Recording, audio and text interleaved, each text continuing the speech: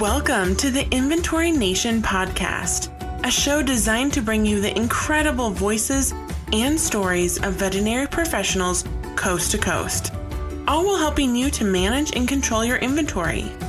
I'm your host, Nicole Clausen, coach, advisor, and champion for veterinary teams and their inventory. Joining you live from the mountains of Montana, welcome to the show.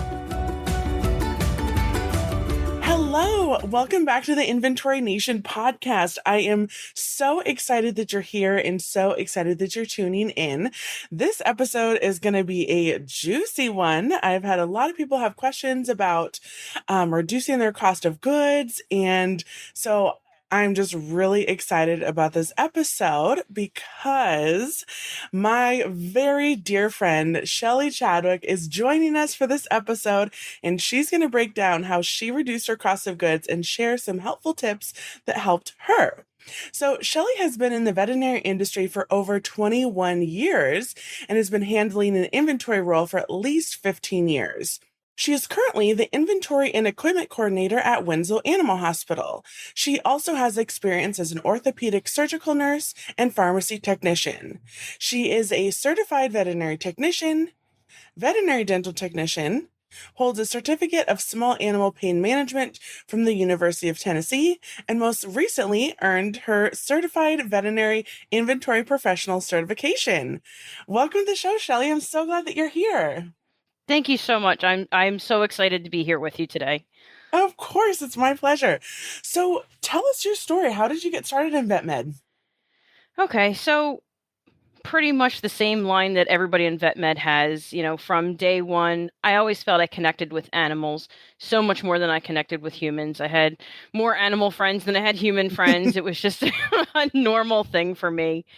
I had initially, after high school, decided to go to a trade school at the recommendation of my one professor at the time. So I went to culinary school and I absolutely hated it. We actually joke that I only went there to meet my husband, which I've been with for 23 years now. I decided to leave culinary school. I got a job at the shelter, and that was closer fit, but it wasn't the fit. Mm-hmm. I had taken my mom's cat to the vet, and we had been going to that veterinary hospital since I was about 5 years old. And I was talking to the CSR there, and you know how CSRs are. They're basically the cheerleaders for the entire veterinary field. And, they've seen it all. They've done it all. So she was like, you should really apply here. So I did. And I worked in that position for 15 years. I worked in that hospital for 15 years. I started cleaning cages, mopping floors, taking the trash out. Then got, the allowance to actually, start handling the animals, walking the dogs, handling cats for sub-Q fluids. And it was a match. It was a match made in heaven, and I haven't looked back since day one.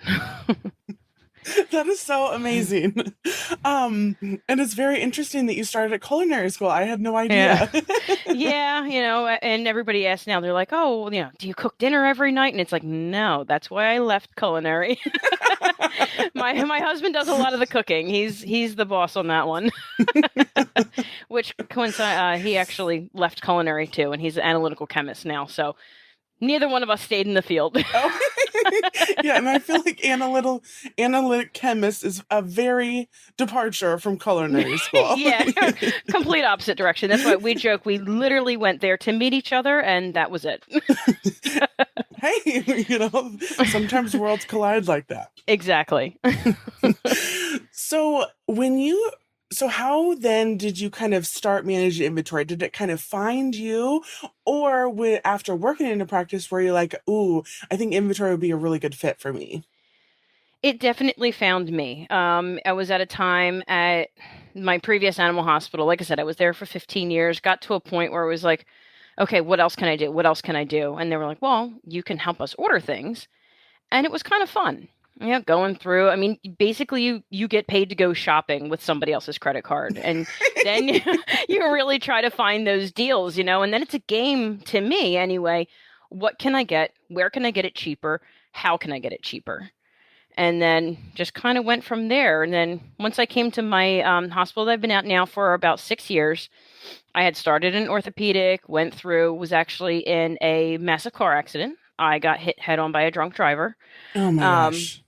yeah, so he left me permanently disabled. So I was no longer able to stand to actually do the orthopedic surgeries. And orthopedic surgery was my dream job. I went into work every single day. I love my job. This is the best thing in the world. So I was like, I need to focus this energy somewhere where I can really make a difference.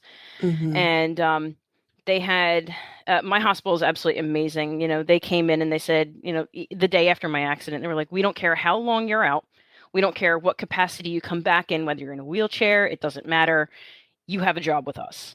And that solidified my loyalty to them right there. It was Yeah. just immediate. So they brought me back as a pharmacy position, which was amazing because that gave me all of the base knowledge of the hospital and the hospital's pharmacy workings to actually go be the inventory manager once they asked me to fill that position after the woman who had been doing it for about a year was moving. So there was an open position. They asked if I wanted it. I thought about it for a really long time and then accepted. um your story like gives me chills. I'm so glad that you are here, and Oh, thank you. so glad that you're here. And also it sounds like your practice is really incredible and supportive, and I have goosebumps and chills right now that I'm just so glad you're here. I cannot say enough wonderful things about the hospital that I'm at now. It's Winslow Animal Hospital. Even when it came up to the CVIP course, I mean, I know you had posted things like letters on how to convince your hospital to allow you to do this program, and there was never a question. It was, I went to my practice owner and I said, hey, this is something I really want to do, and I want to be in that first class, and I want to do well. And literally, they opened up every single door for me. And I wish every other hospital would do the same thing. Yeah, that's so amazing. So, when you kind of started, did you kind of come into an established inventory system, or did you kind of have to do and really kind of create your inventory strategy? What did you kind of as an inventory manager, where did you kind of come into? So I was incredibly lucky in the fact that we had an established inventory system, but I called it like inventory light. So we didn't fully utilize everything in our PIMS. So we use Avamark, and there's so much more that Avamark can do than what we were using. We were doing the reorder tags, but we still had the paper want list, and you couldn't read people's handwriting, so it kind of made it confusing. We didn't use variances at all or anything like that. So the bones were very good, but the rest will follow as the song goes. Yeah, sure. That makes sense. It was a little bit of both, right? So there's Yeah, some room for growth, but there was some good bones there. definitely, definitely. So, in kind of your journey as an inventory manager, was there kind of a specific moment or a challenge you had where you're like, ooh, I think we could do better. I want to do better.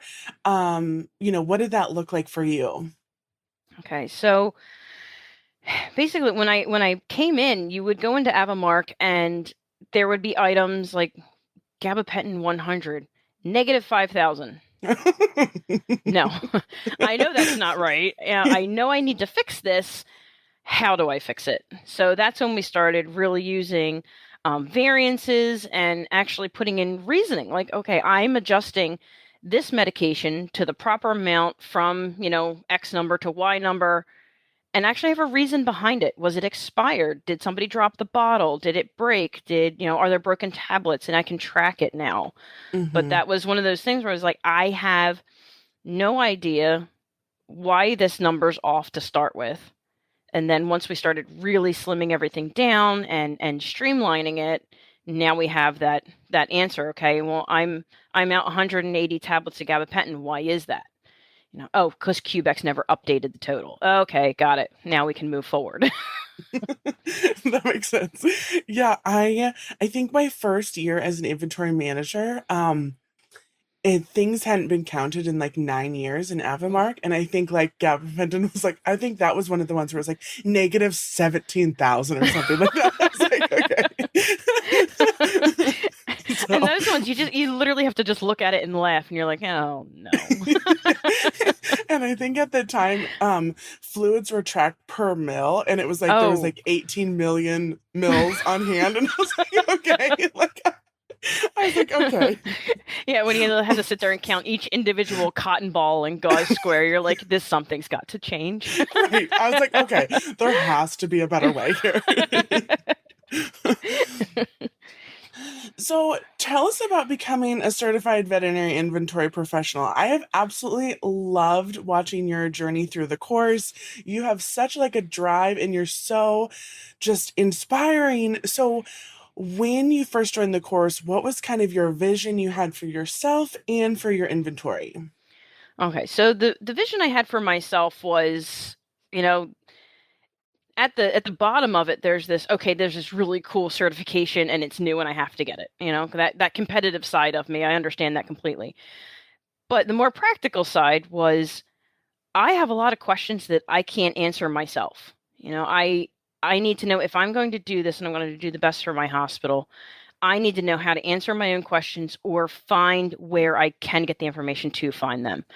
And, you had been hinting for a while at the course coming up, and I was so excited about it. And I had already been on the VISN Facebook page and a paid member of the program for a while. So I had already started doing some of these things, and I wanted the whole picture for myself in our hospital.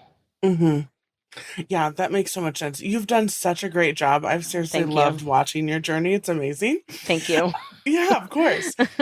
So, since starting the program, what do you think is the biggest kind of like aha moment that you've had, and kind of what are some of the favorite things that you've learned that kind of really helped?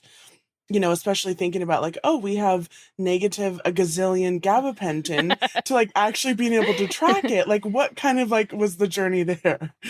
So I have to say again that my biggest aha moment was using the variances because then I could actually go back and track. I had Hmm. the why. Um, After that, my favorite point of it was being able to accurately calculate the reorder points and use the calculator that you provided in the CVIP course, which is amazing, by the way. You should take it if anybody's listening out there. But you actually get to use real data to produce those reorder points, not just, oh, we're going into spring, so I should probably order more Apoquel, or hey, it's barbecue season, let's order Serenia.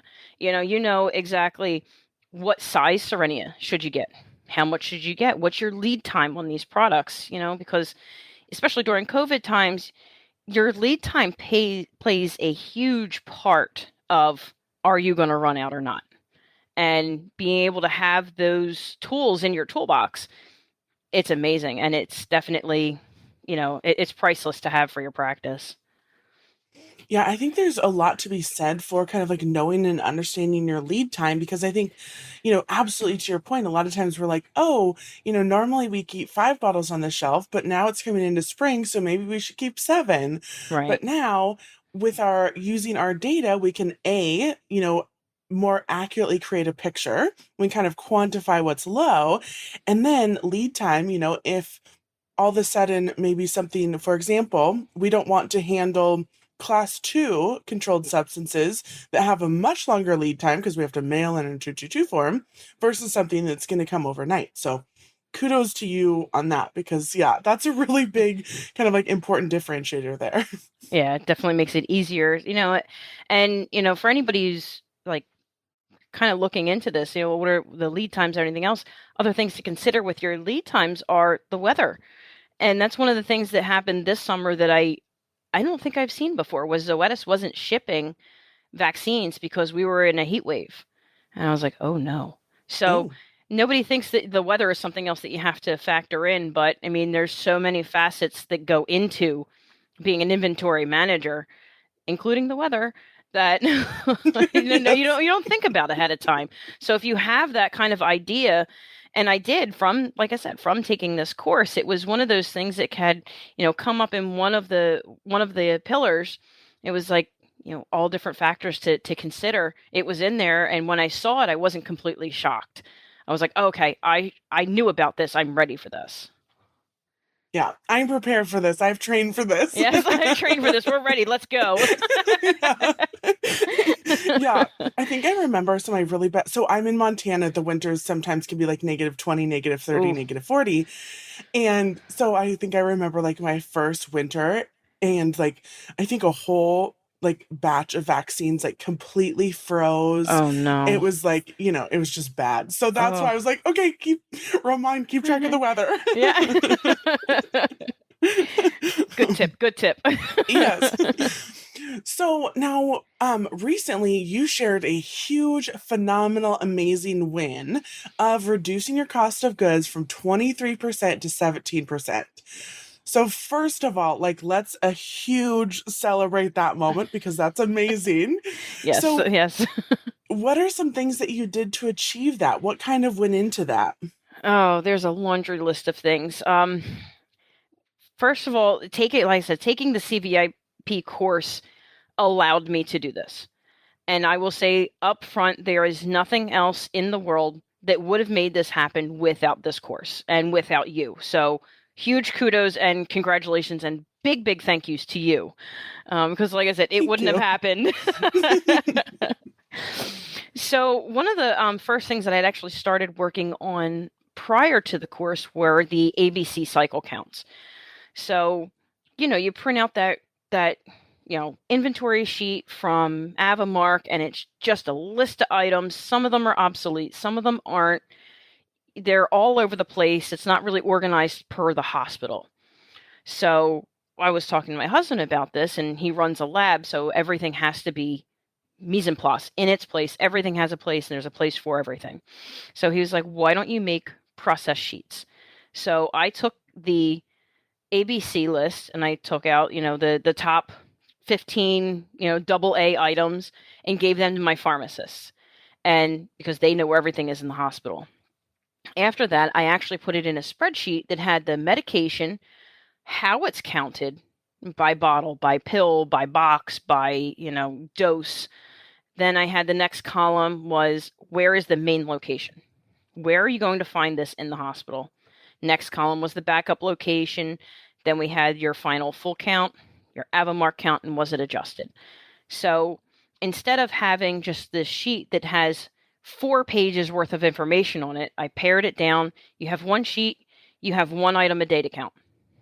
That's it. Every single staff member has one item a day to count. They don't have to come in on the weekends. We don't have to clock out. We don't have, not clock out, but we don't have to shut down and lose productive time to do these physical counts. Mm-hmm. And that just making those count process sheets accessible to everybody and making it easy for them to follow, that was pertinent in getting accurate counts. Because if you have somebody come in on their Saturday off, the first thing they want to do is count quick so I can get out. Yes. So you're not going to get those accurate counts. If I make it easy, you're already here anyway. It's one item today. That's it. I'm not asking a lot. They're more apt to say, all right, well, you know what? I have this week's worth of count sheets. I have time now. I'm just going to do the whole week now. Mm-hmm. And I'm incredibly lucky that I have staff that's actually up and will do it. And, they're dedicated to accurate counts. I guess the next thing I did was invest in a pill counter. So, we have orthopedic surgeries. So, some of those patients go home with 120 plus, gabapentin hundreds. So they can put it on the pill counter, run it through. They don't have to sit there and manually count everything out, which that saves, even a couple tablets here and there. But when I have 5 orthopedic surgeries a week, a couple tablets for each surgery that don't get counted properly, it really adds up. So that was a big, not a big investment. They're not that expensive, but they will pay for themselves within the first quarter. Yes. I think they're less than $3,000 for the smaller ones. We have the RX4, but it will pay for itself immediately for you. So you don't have to worry about that one. It's not that bad. I also implemented Cubex into the hospital. We had it. It wasn't set up when I came in. We actually set up the entire Cubex, and I have a love-hate relationship with QBEX. It is wonderful. It's great. It cuts down on your dispensing errors. It provides accountability and traceability to be able to fix those issues. Why do I have 4 Biomox in the drawer and I'm supposed to have 6? I can go back and look and see, okay, well, this person pulled out 2 instead of 1, and I can actually pull back any lost missed charges that way. So that definitely helps. We started an online store. They basically let me go and start this online store. And one of the big areas that I think people really forget about are the I'm sorry, the word's slipping my mind, is the indirect cost. I'm sorry. Yes. So indirect cost for those one-off items, I have one doctor who is amazing dermatologist. So, she has these different little drugs, and it's you can buy it in a box of 6 only, and I sell 1 a year. So now I have to buy a 6-year supply. With that online pharmacy, my clients aren't limited to what they can purchase, and my doctors aren't limited to what they can prescribe.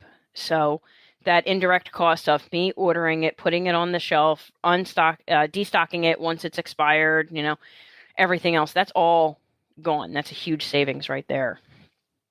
Let's see, I'm reading down my list here. Our hospital is part of a VMG. So we do get, little kickbacks from buying through this VMG, which if you're a big enough, I don't even think you have to be a big enough hospital, but why not? Join a VMG. Instead of, one hospital buying 10 boxes, you can have 10 hospitals buying a truckload. Mm-hmm. And get that bulk discount. You might as well take advantage of it while you can.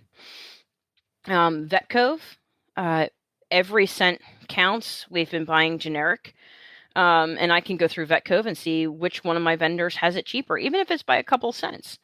If it's a couple cents and I'm buying 30 of them, it adds up. And then I think the last thing on my list here is that I have clients pay for any special order items before I order them. Because that's so smart. That was a huge area where we were losing. The client would say, oh, I'm going to order this. We would order it for them, come in, and then here's all your indirect costs. Take the time to look it up, order it, and put it in the system, price it out, have your technician call and say, hey, the medication's here. And they're like, oh, I bought it off Chewy.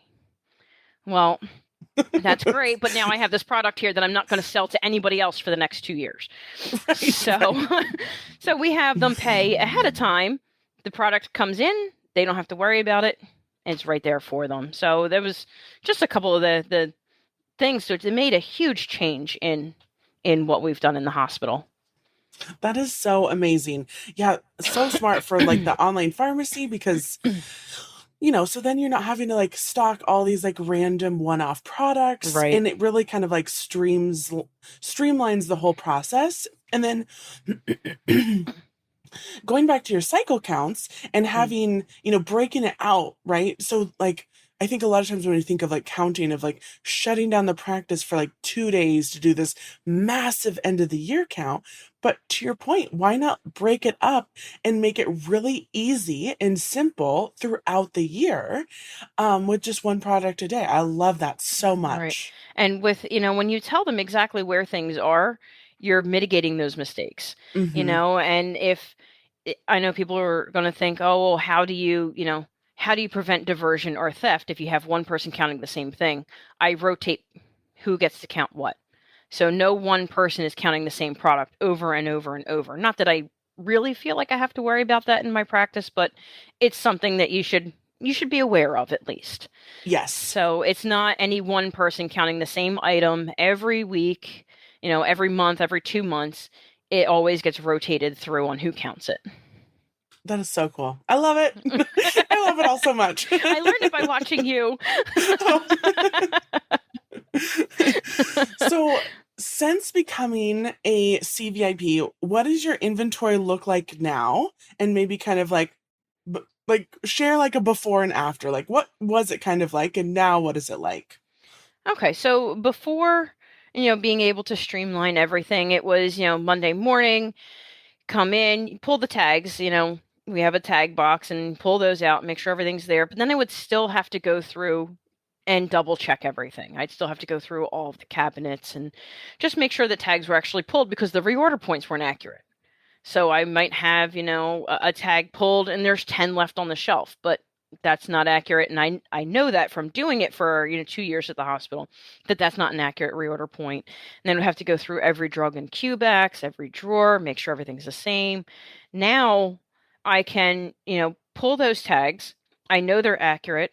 If I have a question about one of the tags, I can actually go into Avamark, what's on hand, and I know that's accurate because of my cycle counts. And then I can print my reorder point. And as long as the three jive, I know, okay, this is an item I have to order. But when ordering before, on a good week would take, 3 hours in the morning to go through and check everything. Now I can go in, I pull my tags, I check it off here, I can visually check here. I can get all of my orders in and get my POs done by noon on Monday. Wow. And that leaves me free to continue to, clean up those categories. If anything's obsolete, move it out of there, move it to an obsolete category. But it allows me now to really get into the bone, like into the flesh of the inventory system, pull these little things out that we haven't used in 2 years. It doesn't need to be in an active list. I can throw it in obsolete. And the other thing with the obsolete columns is I don't know if this is right or wrong, but I 100% recommend creating obsolete categories for each one of the categories you have in Avamark. So if you have flea and tick, make an obsolete flea and tick one. Especially with our Hills food, because there's 9,000 Hills products. And we've moved to, having most of our food sales online. I'm finding by having all of those extra ones that I don't carry in hospital, putting those in the obsolete category, I have less active ones, so I have less mistakes in charging.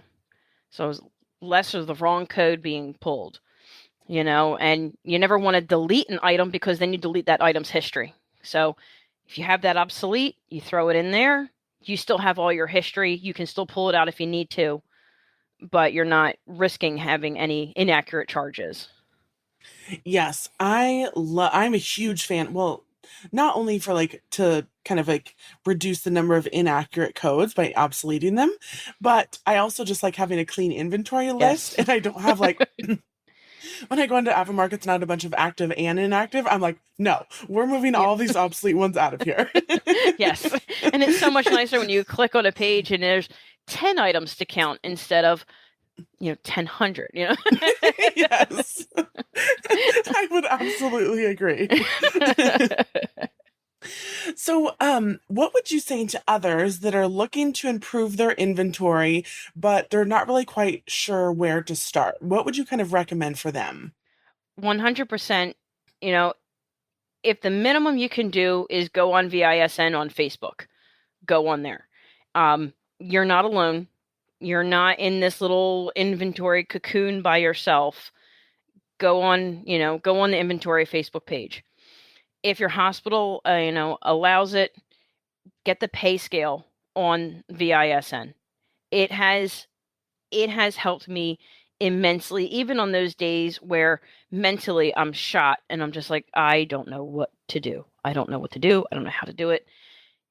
Go on VISN, use the information that's there. Granted, usually if you have an issue, somebody else has already had it.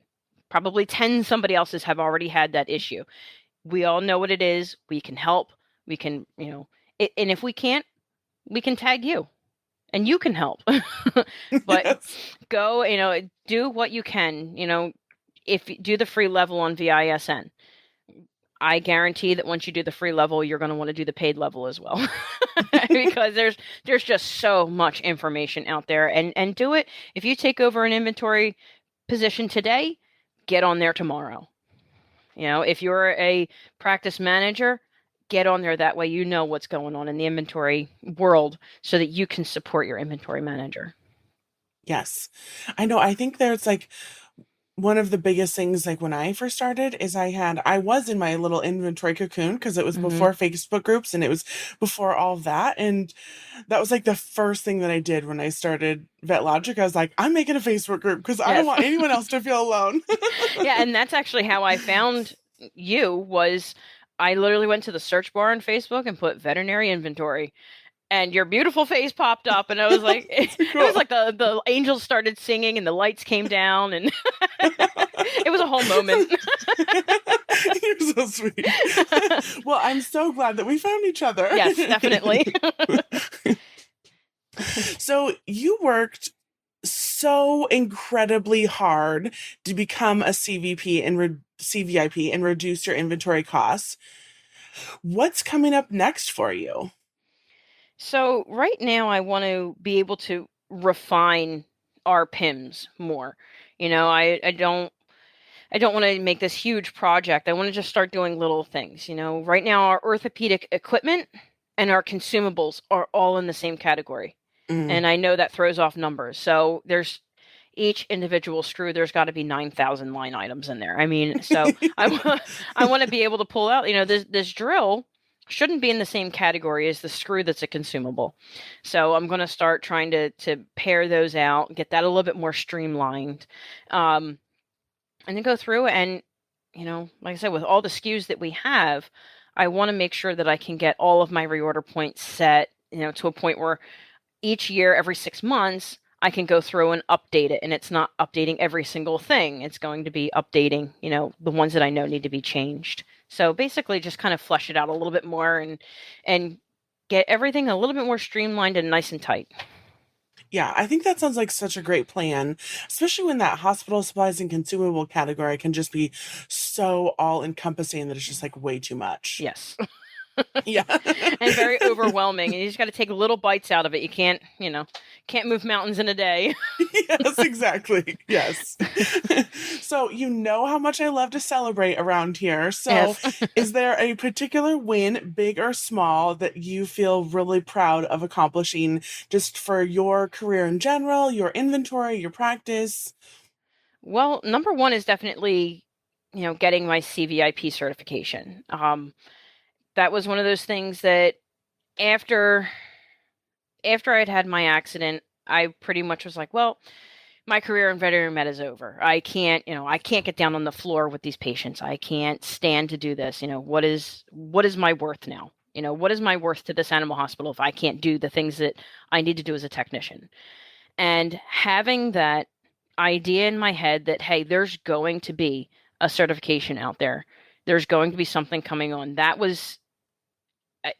It really was my incentive. And I have to thank you so much because you and I had talked years ago, 2 years ago, about this program. And that's been one of the driving things behind is like, hey, this is coming, this is coming, this is coming. You are going to be validated, and it's helped so much. So thank you again for that. And one of the other things that I'm proud of is that this year, for the same time period this year versus last year, I reduced my pharmacy cost by 35%. And that's also because of you. So thank you. I'm just so proud of you. I can like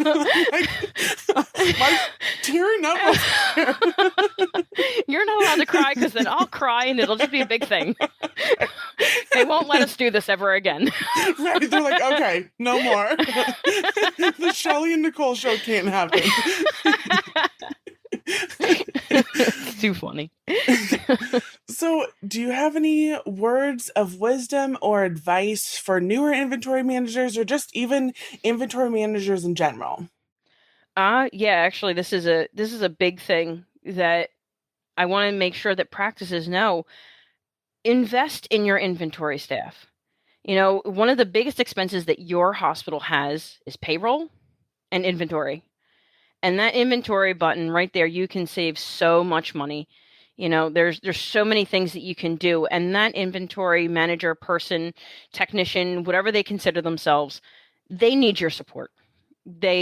I can guarantee most of them feel like they're probably on an island by themselves when they take over because it's so overwhelming at times.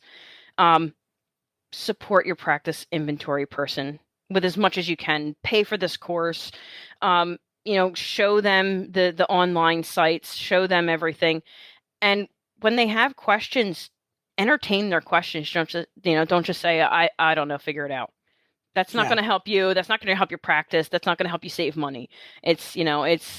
I was very fortunate in the fact that my hospital and my practice owner and the practice administrator were behind me 100%. And when I had seen some of the things, the responses come up to the letter you had posted on why you should take this course or why you should encourage your inventory managers to take this course, it hurt. It hurt my heart because this is a huge part of animal hospitals. And guess what? If you and I don't order inventory, you can do temps, you can do respiratory rates and heart rates. And sometimes not even temperatures, because I order thermometers too. So if I don't order those, guess what? You feel the forehead, see how they feel. Support your inventory staff, help them, and encourage your staff to help them as well. And if anybody out there is responsible for planning conferences, add inventory to it. I was looking at ACVC coming up in October, and I was like, oh, this is going to be exciting. What can I add? And there is not one session at all. For 3 days, there's not one session that has to do anything with inventory. And I think that's a whole genre of veterinary professionals that are getting left behind.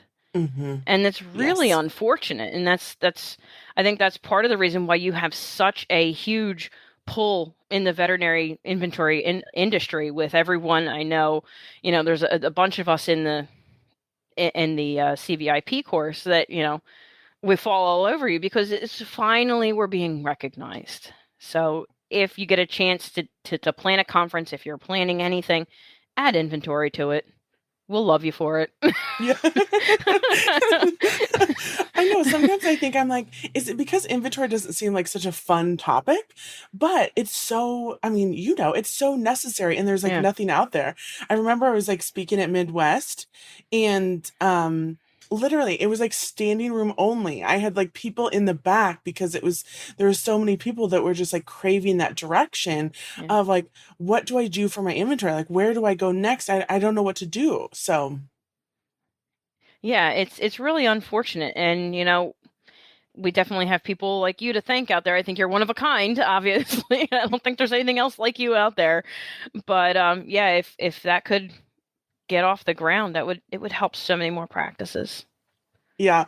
One of my like dream is to have like an inventory and systems conference, like where all we do is like learn about operations and inventory. I'm like, so that's I'm my in. dream. I got my plane ticket to Montana bought. I'm in. I would do it definitely somewhere fun. Okay, good. Yeah, I would not make everyone come out here and be like, what do we do here?